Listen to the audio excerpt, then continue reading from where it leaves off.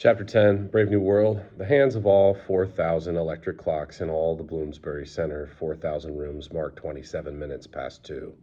The hive of industry, as the director was fond of calling it, was in a full buzz of work.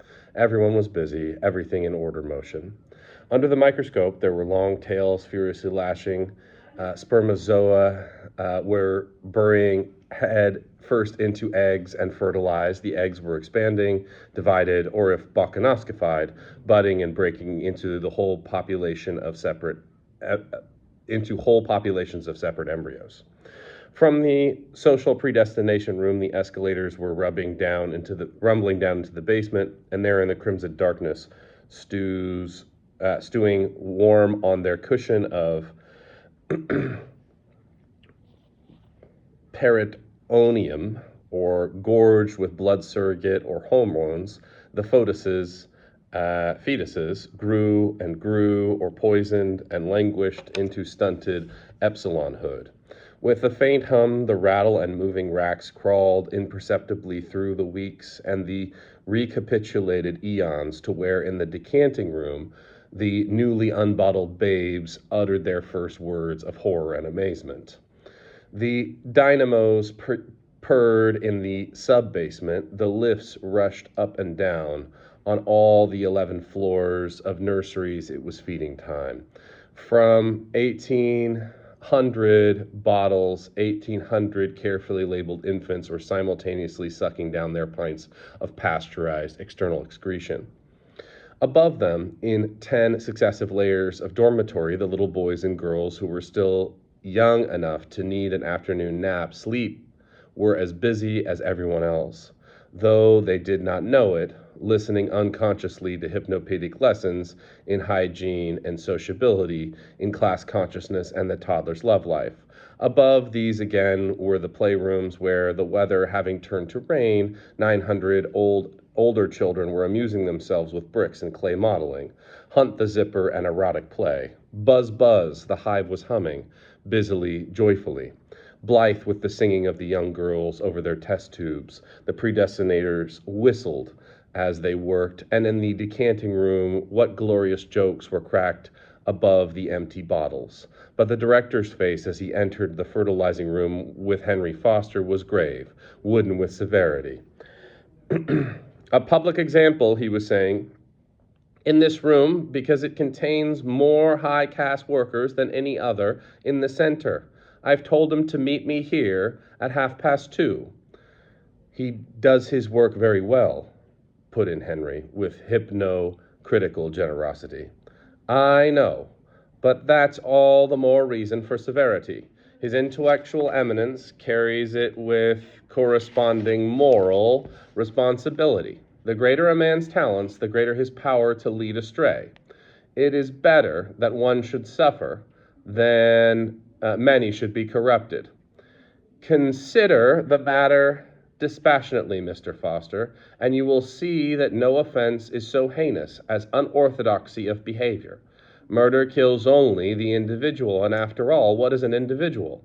With a sweeping gesture, he indicated the row of microscopes, the test tubes, the incubators. We can make a new one with the greatest ease, as many as we like. Unorthodoxy threatens more than the life of the mere individual. It strikes at society itself. Yes, at society itself, he repeats. Ah, but here he comes. Bernard had entered the room and was advancing between the rows of fertilizers toward them. A veneer of jaunty self-confidence thinly concealed his nervousness. The voice in which he said, "Good morning, doctor," was absurdly too loud. That in which, correcting his mistake, he said, "You asked me to come and speak to you here?" Ridiculously soft, a squeak. "Yes, Mr. Marks," said the director, portentously. "I did ask you to come here, to me here. You returned from your holiday last night, I understand." "Yes," Bernard answered.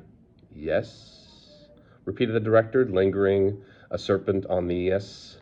Then suddenly raised his voice. "Ladies and gentlemen," he trumpeted. "Ladies and gentlemen." The singing of the girls over the test tubes, the preoccupied whistling of the Microscopist suddenly ceased. There was a profound silence. Everyone looked around. "Ladies and gentlemen," the director repeated once more, "excuse me for thus interrupting your labor. A painful duty constrains me. The security and stability of society are in danger. Yes, in danger, ladies and gentlemen. This man," he said, pointing accusingly at Bernard, "this man who stands before you here, this Alpha Plus to whom so much has been given, and for whom, in consequence, so much must be expected, this colleague of yours, or should I anticipate and say ex-colleague, has grossly betrayed the trust imposed to him by his hierarchical views on sport and soma, by the scandalous unorthodoxy of his sex life, by his refusal to obey the teaching of our Ford and behave out of office hours, even a little infant." Here the director made the sign of the T.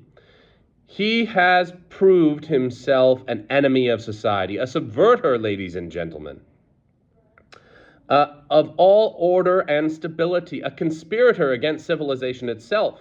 For this reason, I propose to dismiss him with ignominy from the post he is held in this center. I propose forthwith to apply for his transference to a sub-center of the lowest order, and that his punishment may serve the best interest of society as far possibly removed from any important center of population. In Iceland, he will have a small opportunity to lead others astray from his unfordly example.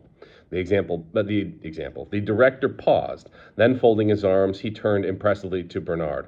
"Marx," he said, "can you show any reason why I should not execute the judgment passed upon you?" "Yes, I can," Bernard answered in a very loud voice, somewhat taken aback, but still majestically. "Then show it," said the director. "Certainly, but it's in the passage. One moment." Bernard hurried to the door and threw it open. "Come in," he commanded. And the reason came in and showed itself. There was a gasp, a murmur of astonishment and horror. A young girl screamed, standing on a chair to get a better view. Someone upset 2 test tubes full of spermatozoa. Bloated, sagging, and among those firm young bodies, those undistorted faces, a strange and terrifying monster of middle-agedness.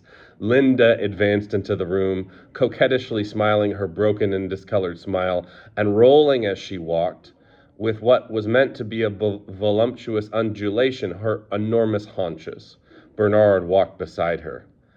"There he is," he pointed to the director. Did you think I didn't recognize him?" Linda asked indignantly, then turned to the director. "Of course I knew you, Tomakin. I should have known you anywhere, among 1,000. But perhaps you've forgotten me. Don't you remember, Tomakin? You're Linda." She stood looking at him, her head on one side, still smiling, but with the smile that became progressively, in the face of the director's expression of petrified disgust, less and less self-confidence, that wavered and finally went on. "Don't you remember, Tomakin?" she repeated in a voice that trembled. Her eyes were anxious, agonized. The blotched and saggy face twisted grotesquely into the grimace of extreme grief. "Tomakin!" She held out her arms. Someone began to titter. "What's the meaning," the director began, "of this monstrous—" "Tomakin!" She ran forward, her blanket trailing behind her, threw her arms round his neck, hid her face on his chest. A howl of laughter went up irrepressibly. "This monstrous practical joke!" the director shouted. Red in the face, he tried to disengage himself from her embrace. Desperately, she clung. "But I'm Linda," the laughter drowned her voice.